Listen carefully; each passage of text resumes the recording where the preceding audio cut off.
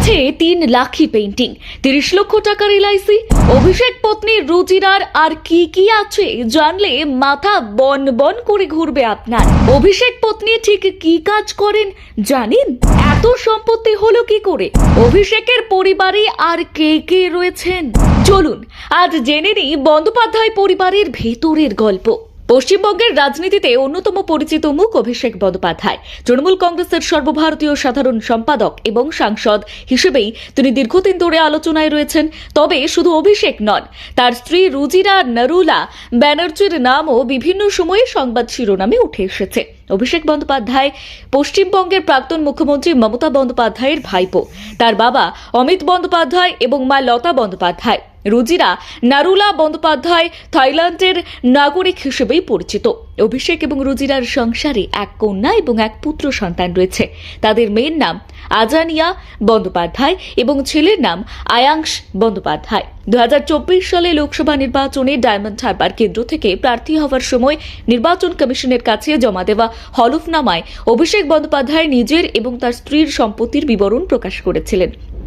আর সেই হলফনামা অনুযায়ী বিভিন্ন অর্থবর্ষে রুজিরা বন্দ্যোপাধ্যায়ের সম্পদের পরিমাণ ওঠানামা দেখা যায়।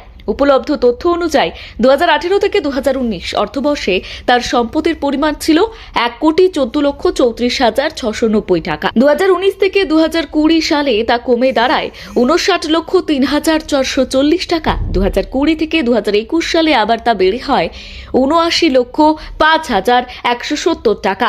2021 থেকে 2022 সালে সম্পদের পরিমাণ কমে 60,65,999 টাকায় নেমে আসে। 2022 থেকে 23 অর্থবর্ষের জন্য পৃথক সম্পদের তথ্য হলফনামায় উল্লেখ করা হয়নি বলেই জানা যায়। অন্যদিকে হলফনামা অনুযায়ী রুজিরার নামে 30 লক্ষ টাকার একটি এলআইসি পলিসি রয়েছে।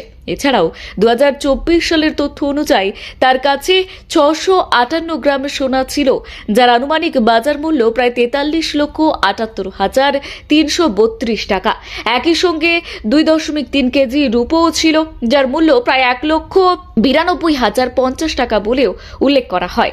নির্বাচনী হলফনামায় আরও উল্লেখ করা হয়েছিল যে অভিষেক এবং রুজিরার পরিবার 3 লক্ষ টাকা মূল্যের একটি চিত্রকর্ম অর্থাৎ পেইন্টিং কিনেছেন। আর সেই তথ্য অনুযায়ী রুজিরা বন্দ্যোপাধ্যায়ের মোট অস্থাবর সম্পত্তির পরিমাণ ছিল 78,70,382 টাকা।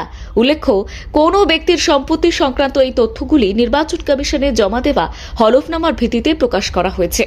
সময়ের সঙ্গে সম্পত্তির পরিমাণ বা মূল্য পরিবর্তিত হতে পারে। ব্যুরো রিপোর্ট, গলসি বার্তা।